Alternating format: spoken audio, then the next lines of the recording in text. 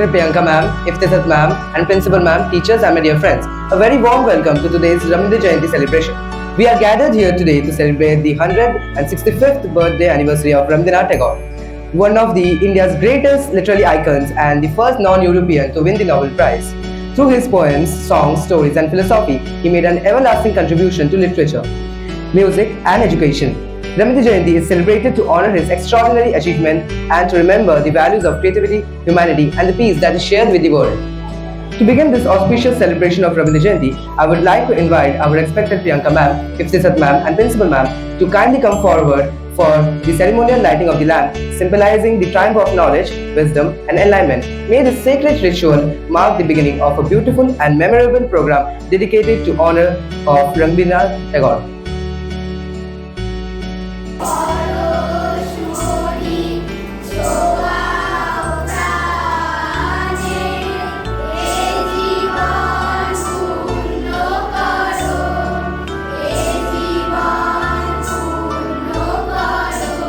In the Jayanti, we honor a poet, a musician, a philosopher, and a visionary whose ideas still continue to inspire the world.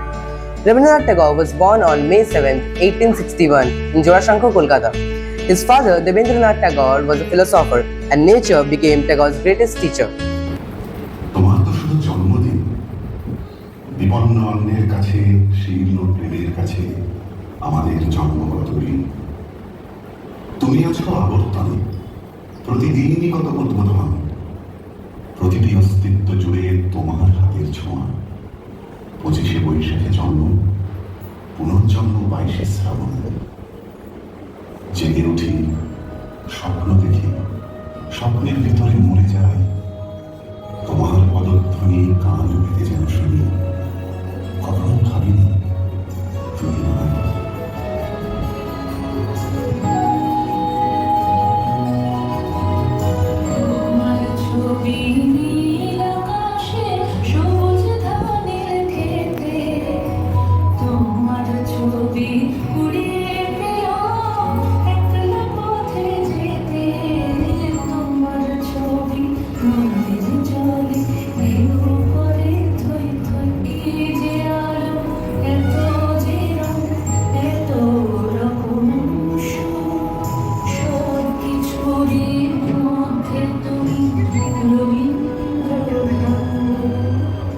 জন্মদিনের পর জন্মদিন ভুলবে না, রোজই তার জন্মদিন।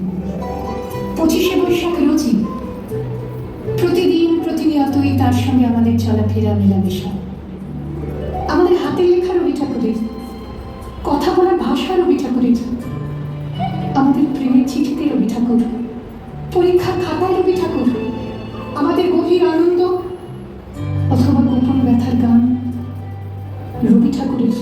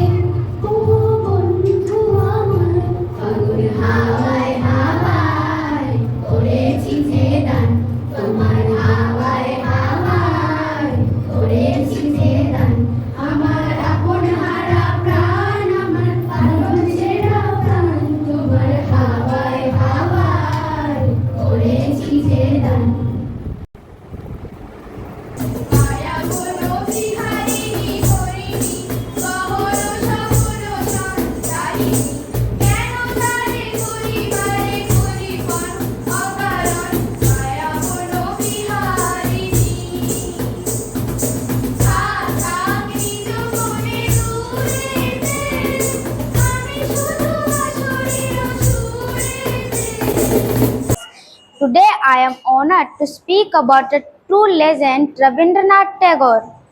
Known affectionately as Gurudev, Tagore was a brilliant polymath, a poet, musician, and artist. In 1913, he made the history of the first non-European to win the Nobel Prize in Literature for his beautiful collections of poems, Gitanjali. His influence is woven into the very heart of South Asia.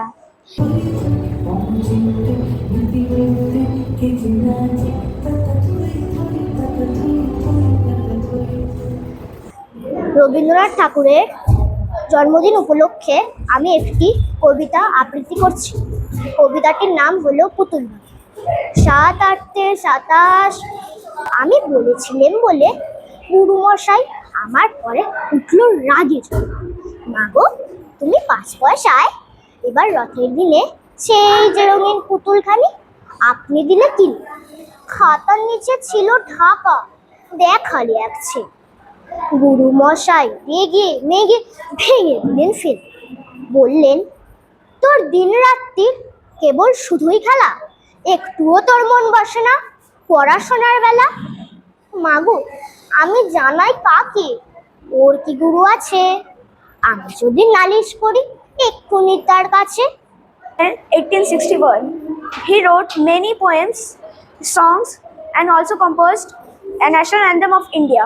People admire him for his love of nature, humanity, and creativity. জাগিল দোল জলে স্থলে, জাগিল দোল বনে বনে, সোহাগিনীর হৃদয় তলে, বিরোহিনীর মনে মনে লাগিল রে। আনো গো আনো সাজায়ে থালি, কমল কিশলয়ে।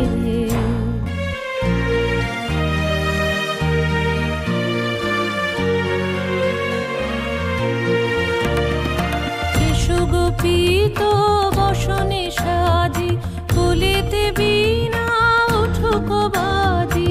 এসো গোপীত বসনে সাজি, কুলিতে বীণা উঠুক বাজি। ধ্যানেতে আর গানেতে আজি, যামিনী যাক হয়ে। এসো গো এসো দোল বিলাসী, বাণীতে মোর দোল দোল দোল। ছন্দে মোর চকিতে আজি, মাতিয়ে তারে তোলো মাতিয়ে। অনেক দিন বুকের কাছে রসের ছোট থমকি আছে, নাচিবে আজি তোমার নাচে, সময় তারি হলো। ও গো কিশোর আজি তোমার দ্বারে, পরানো